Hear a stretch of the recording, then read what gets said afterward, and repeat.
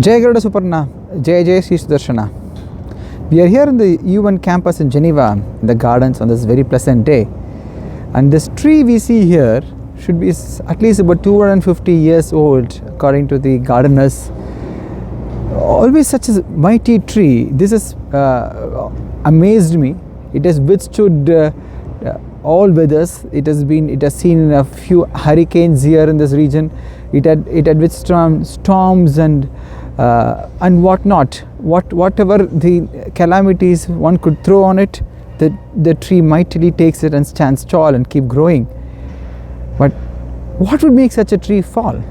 In fact, I remember about 12 years back, we had another tree in the garden, and one fine day, it had fallen down all of a sudden.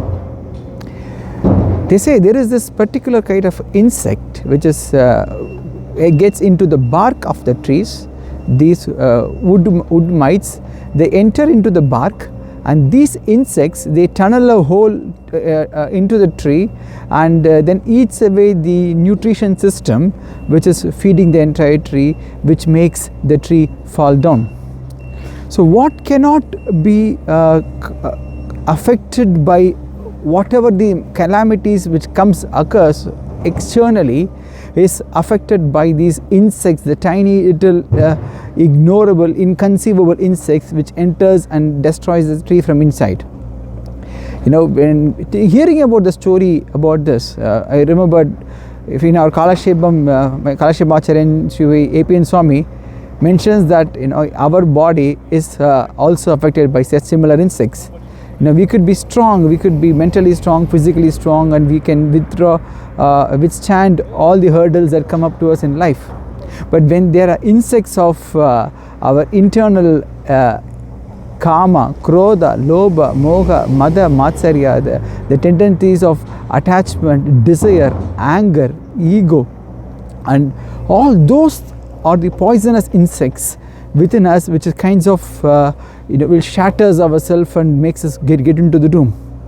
Shri Krishna in Bhagavad Gita, the 2nd chapter, says, Dhyayato Vishayan Pumsaha Sangasteshu Upajayate Sanghat Sanjayate Kamaha Kamat Krodho Abhijayate Krodhat Bhavati Sammogha Sammoghat Smriti Vibhramaha Smriti Bhramshat Buddhinashaha Buddhinashat Pranashyati. Vishayan Dhyayata Pumsaha. For a person who is thinking about sense objects, Teshu Sangaha Upajayate, he develops an attachment towards them. Sangat Kamaha Sanjayate, from this attachment toward the sense objects, uncontrollable desire develops.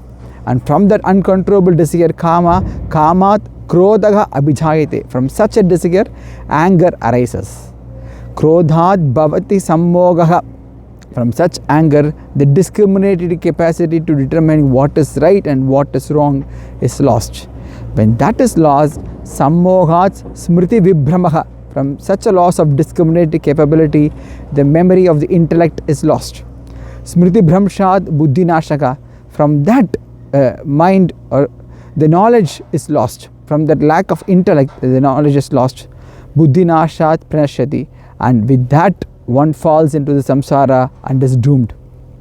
So we have to be taking steps to ensure that we have our intellect intact and not develop these attachment towards the sense objects which is there. In fact, Swami Deshikan quotes about this, which is applicable on our sampradayam itself. Swami Deshikan says in Sankalpa Suryodhyam, Apada Chuda Manapayini Darshanesmin Ashasaniyam Aparamna Vipaksha Hetoho Apada Shanti Madurana Punarastvadiyan Anyonya Vaira Jananeen Vichahatu Asuya.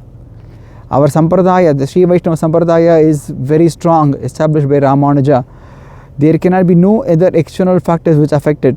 Whatever could be the questions and the issues and the allegations raised against it is already pre-answered by Ramanuja and Swami Desikan. So with no such external factors, what could really cause, what Sampradayam could go wrong, will only be internal conflicts, jealousy. So we have to get rid of this asuya, and if you are not having or we are not permitting such internal jealousy amongst us and internal hatred against each other spread, the Sampradayam will be standing strong and strong, goes on for hundreds of years, like how this mighty tree behind us is showing an example. Srimate Ramanujaya Namaha, Srimate Nigamanta Mahadeshikaya Namaha.